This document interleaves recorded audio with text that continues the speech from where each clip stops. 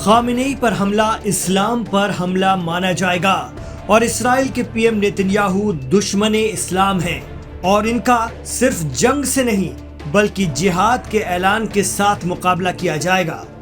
जी हां, इसराइल और अमेरिका के साथ अपनी जंग की अब नए तरीके से प्लानिंग कर रहा है ईरान की कोशिश है कि ये लड़ाई अब ईरान इसराइल के बीच की न रहकर मुस्लिम मुल्कों और इसराइल की बन जाए। दरअसल अमेरिका और इसराइल ईरान में रहबर कहे जाने वाले supreme leader Syed Ayatollah Ali Khamenei को खत्म करने की फिराक में हैं। इसका ऐलान बाकायदा तौर पर पीएम नेतन्याहू ने मीडिया में तब किया था जब ईरानी मिसाइलें इसराइल पर भारी कहर बरपा रही थीं। उस वक्त नेतन्याहू ने कहा था कि अब ये जंग खामनेई को मारकर ही खत्म होगी। इतना ही नहीं, अमेरिकी प्रेसिडेंट ट्रंप ने भी इस बात को दोहराया था। उन्होंने कहा था कि इसराइल आयतुल्लाह खामनेई का कत्ल करने की कोशिश में है, लेकिन हमने उन्हें रोक रखा है। अपने सुप्रीम लीडर के लिए इस तरह के अल्फाज और खुली धमकियों को ईरान ने बेहद संजीदगी से लिया। साथ ही कहा जा रहा है कि वहां इस बात को लेकर पासदाराने इस्लाम और अवाम में बेहद गम और गुस्सा पाया जा रहा है। मीडिया रिपोर्ट के हवाले से ताज़ा खबर यह है कि इमाम खामेनेई को खत्म करने की प्लानिंग के सिलसिले में नई पेशरफ्त शुरू हो चुकी है और इसी सिलसिले में पीएम नेतन्याहू प्रेसिडेंट ट्रंप से मुलाकात करने अमेरिका जा रहे हैं।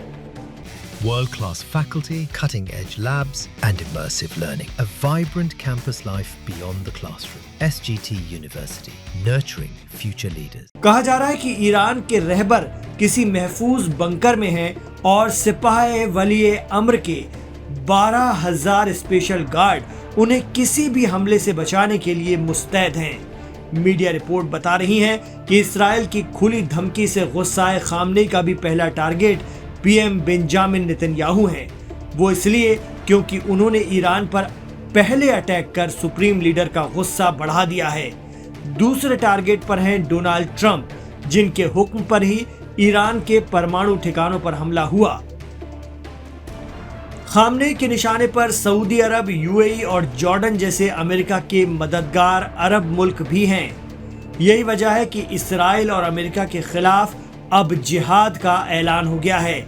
जिहाद को लेकर फतवे भी आ गए हैं। इसराइल के खिलाफ सबसे पहले इमाम आयतुल्लाह खामनेई ने ही फतवा जारी किया था, जिसमें इसराइल के पूरे खात्मे की बात कही गई थी।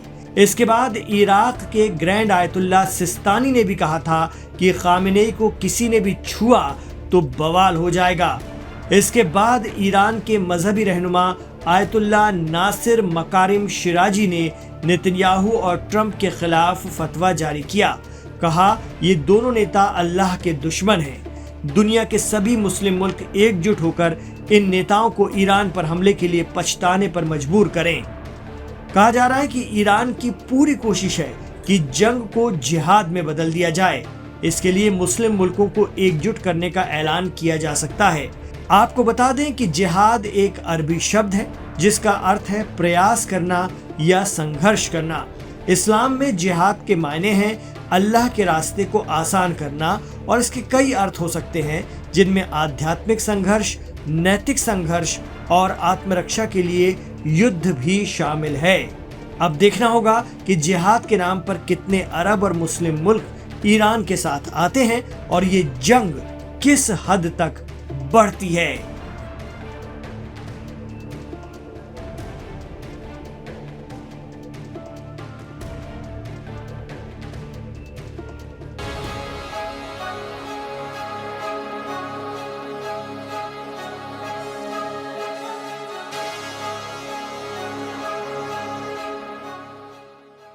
अकेला ईरान, दूसरी ओर इसराइल अमेरिका की दोस्ती, पूरा अरब देश, पूरा पश्चिम जगत।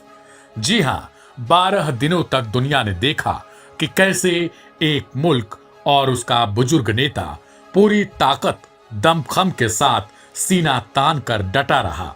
इसराइल जिसने अपने बनने के बाद ऐसी तबाही शायद पहली बार देखी। चर्चा है कि उसे गुमान था कि वो है तो कोई नहीं। 12 दिनों में वो परसेप्शन भी तोड़ डाला इमाम सैयद आयतुल्लाह अली खामेनेई ने। अब मामला इतने तक नहीं थमा चूंकि जानकारों का मानना है कि ईरान ने एक ऐसी चाल चल दी है जिससे अरब देश के लीडर भले ही अमेरिका इस्राइल को अपना समर्थन देना ना बंद करें, लेकिन वहां की जनता को ईरानी लीडर खामेनेई से वो प्रेम हो जाएगा जिसका अंजाम खुद राष्ट्रपति ट्रंप समेत प्रधानमंत्री नेतन्याहू भी नहीं लगा सकते हैं। एक फतवे से अमेरिका और इस्राइल की सारी चाल धरी की धरी रह सकती है। दरअसल हाल ही में ईरान के वरिष्ठ शिया धर्मगुरुओं द्वारा अमेरिका के राष्ट्रपति डोनाल्ड ट्रंप और इस्राइल के प्रधानमंत्री नेतन्याहू को मोहरेब यानी कि अल्लाह का दुश्मन घोषित कर दिया गया है। इसी के साथ फतवा जारी कर दिया जो न केवल एक राजनीतिक विरोध है बल्कि इससे कहीं अधिक गहरी एक धार्मिक एकता की पुकार के तौर पर भी सामने आ सकती है। Aim right, achieve big. At KR Mangalam University, we provide you the platform to turn your dreams into reality. At KR Mangalam University.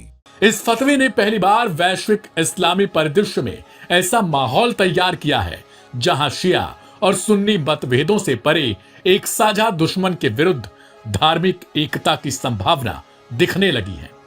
इसे केवल एक चेतावनी नहीं बल्कि एक उम्माह यानी इस्लामी समुदाय को जोड़ने वाला कदम माना जा सकता है। शिया और सुन्नी यही वो कथित दीवार है जो ईरान को युद्ध में अकेला छोड़ देती है, लेकिन जानकारों का मानना है कि ईरान से जारी एक फतवा अब इस दीवार को गिराकर ब्रिज का काम कर सकता है। मिडिल ईस्ट के मुस्लिम देश भले ही ईरान का साथ न दें, लेकिन वहां की जनता के लिए यह फतवा किसी मसाल से कम साबित नहीं होगी, खासकर बहरीन जैसे देश जहां शिया बहुसंख्यक हैं जबकि सरकार सुन्नी की है। फतवा किस स्ट्रैटेजी का हिस्सा? दरअसल चर्चा है कि अमेरिका और इस्राइल भले ही वैश्विक पटल पर ईरान में सत्ता परिवर्तन की लालसा को खारिज कर रहे हो, लेकिन पर्दे के पीछे गेम खामेनेई के मर्डर तक की प्लानिंग की है। कुछ ऐसा ही कहना है सूत्रों का। अगर बात खामेनेई तक आई तो ईरान से ग्रैंड आयतुल्ला नासर मखोरम शिराजी हुसैन नूरी हामेदानी का फतवा बहुत बड़ा योगदान दे सकता है। धर्म, नेतृत्व और भविष्य की राह। इस्लाम में मोहरेब उस व्यक्ति को कहा जाता है जो ईश्वर, उसके पैगंबर और उसके अनुयायियों के विरुद्ध युद्ध की स्थिति में हो।